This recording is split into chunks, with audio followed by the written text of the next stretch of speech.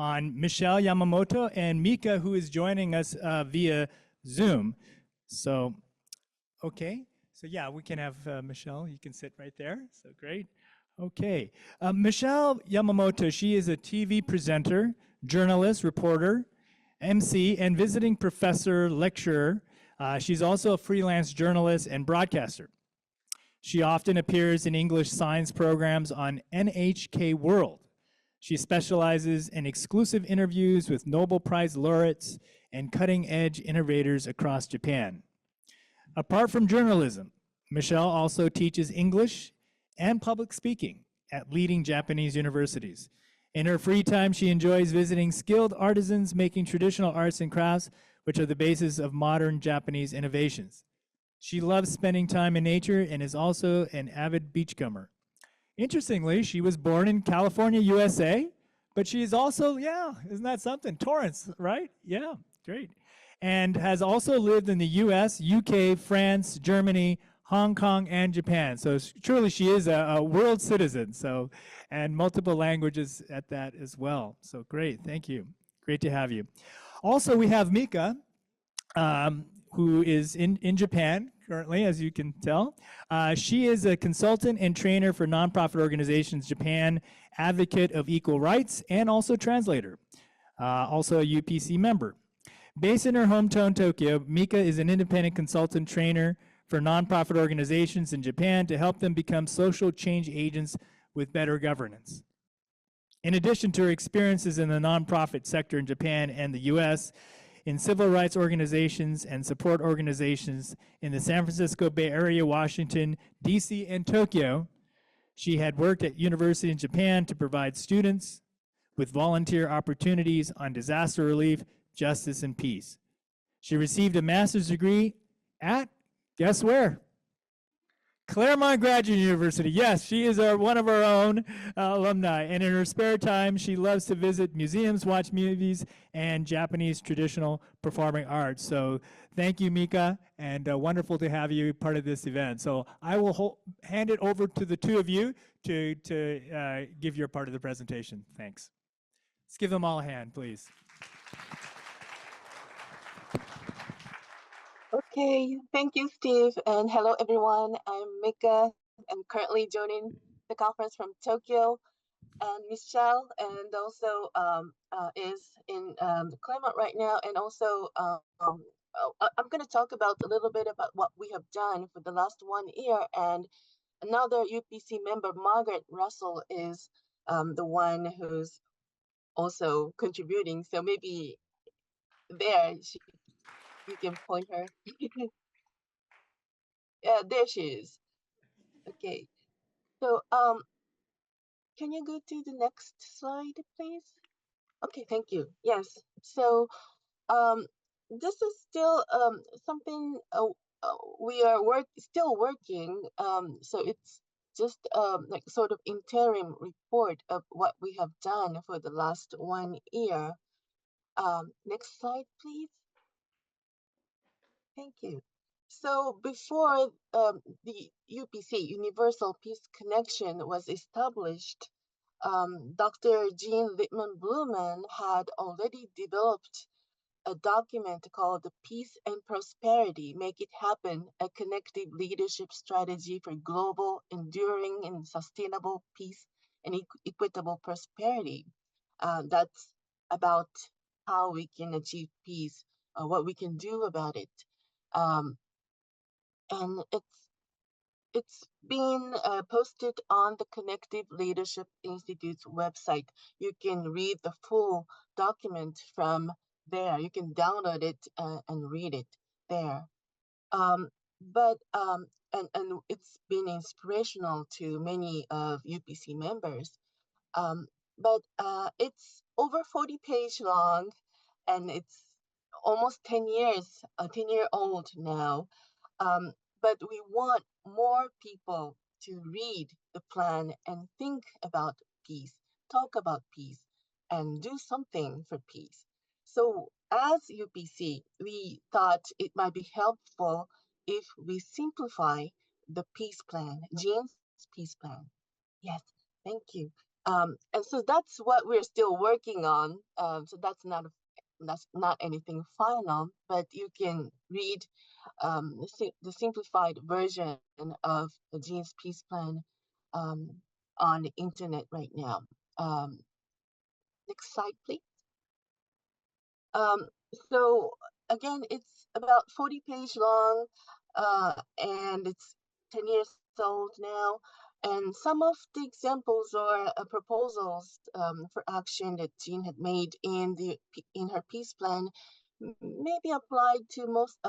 Some of them may be applied to people in the United States.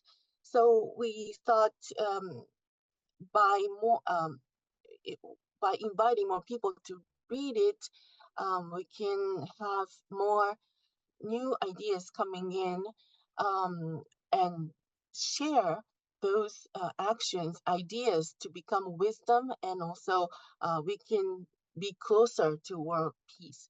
So this is one of the things that we did when we simplified Jean's peace plan. You can see two paragraphs on left and right sides of this slide. On the left-hand side is the original peace plan on pages 6 and 7 of the peace plan. And this is how we edited it. We try our best not to alter what Jean said, but we try to make it shorter, and sometimes we try to make it simple um, for so that for young people or non-native English speakers like myself would be easily understand and think about what we can do for peace. I'm not going to go through the content. I'm just showing the example. And next slide, please. So now that it's only 5 pages long, you know how much we took from the original peace plan. It's more like an index of the peace plan. And we've developed a bullet point list of what we can do for each sector of society. Actually, these titles are not shown in the original peace plan, but after Margaret, Michelle, and I read the peace plan, we thought these are the essences of what of the some of the proposals written in the peace plan. So if you can go through the list and think about what you can do for each sector of society, that'll be great. And also maybe you may be able to come up with something that are missing in the list, and think about what you can do for peace. Um, Next slide, please. Um, so we strongly like to encourage each of you to read ultimately the original peace plan, but to start, you can read our simplified peace plan on the internet. And we hope that either original peace plan or the simplified peace plan will be used as a tool for peace. And that's it from me. Thank you very much for listening. And Michelle, can you take over? Okay, thank you very much, Mika. And thank you very much for listening, everyone. So what we'd like for you to do and what we want to continue doing, and I would like for us, all of you, to achieve, is that we want to make this peace plan a living document. We don't want to let it just sit there on the website. We want you to actually use it and help us make it better and make it evolve so that peace will be there for all of us. And we want to make it, let this plan go on to the next stage. The first stage was built for us by Jean, and it's a wonderful, wonderful plan. I hope that you go into the original plan and look through it. It was written 10 years ago, but it's still very powerful. And I'd like for all of you to join in because we believe that it is for the families to start thinking and talking with your family members and your youngsters about what do you think about peace? But when we start saying, okay, let's talk about peace, it's very difficult. Where do we start? It's all hard. But if we do have something in common to talk about with, it will be a useful material, I believe. And As I said, discussions should begin with families and also in schools, especially. We are hoping that we can start at a very young age. As Margaret, she was an elementary school teacher for an extremely long time. And she has done workshops last year in elementary schools to talk about peace and have children think about peace and feel what peace is like. And I too I've taken it to some works into university classes in Japan, and I've shared with my students and talked about peace. And for them, a lot of things comes as a surprise, and they now think about peace very seriously. And I hope that you take this kind of opportunity and help us keep on working on it too.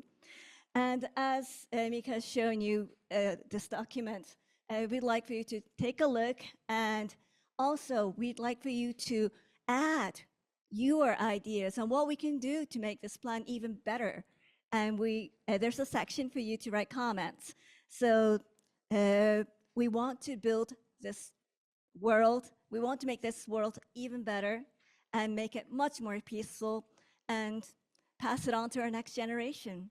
So it is for the main title that Jean had given to it was Peace and Prosperity, Make It Happen. And I'd like for all of us together to make it happen. Thank you very much.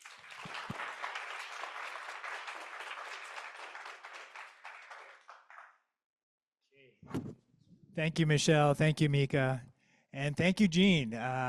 Jean, do you have any comments or sentence that you'd like to say now that we've got you on the screen?